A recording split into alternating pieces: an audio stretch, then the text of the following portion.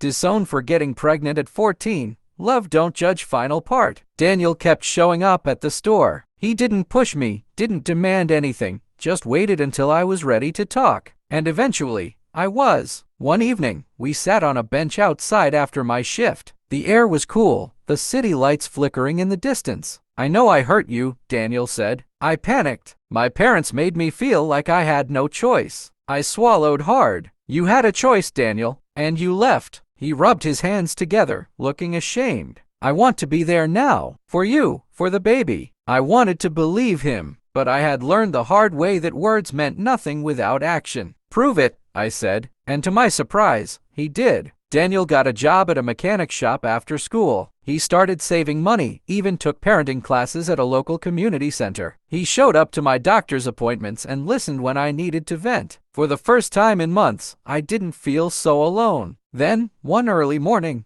the pain hit. It was different from before, sharper, stronger. My water had broken. It was time. Aunt Rosa rushed me to the hospital while Daniel held my hand in the back seat. "You got this," he kept saying. "You're the strongest person I know." Labor was the hardest thing I had ever endured. Hours of pain, exhaustion, fear. But when I heard my baby's first cry, everything else faded.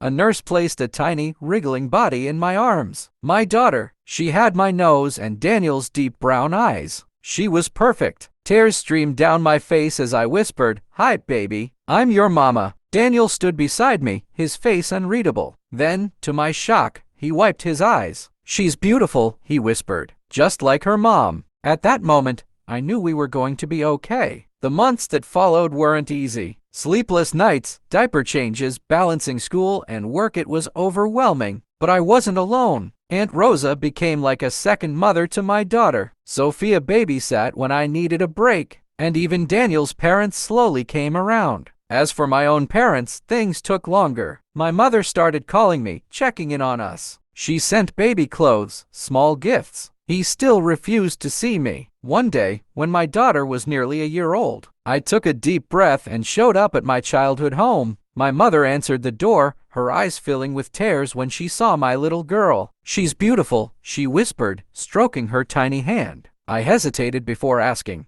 "Is Pap home?" She nodded but didn't look hopeful. "He's in the backyard." I stepped inside, my heart pounding. My father sat in his usual chair, staring at the ground. When he looked up and saw me, his face hardened. We stood in silence for what felt like forever. Then, I did something I never thought I would. I placed my daughter in his arms. At first, he stiffened, but then, slowly, something in him softened. His rough hands trembled as he looked down at his granddaughter. "She has your eyes," I whispered. He exhaled shakily. "I was angry," he admitted. "I thought you ruined your life." "I didn't," I said. "I built a new one." Tears welled in his eyes, but he quickly wiped them away. "I'm sorry, Mija." That was all I had ever wanted to hear. Moral of the story: life doesn't always go as planned. Mistakes happen, and sometimes the people you love will turn their backs on you. But that doesn't mean your story is over. Strength isn't about never falling, it's about getting back up.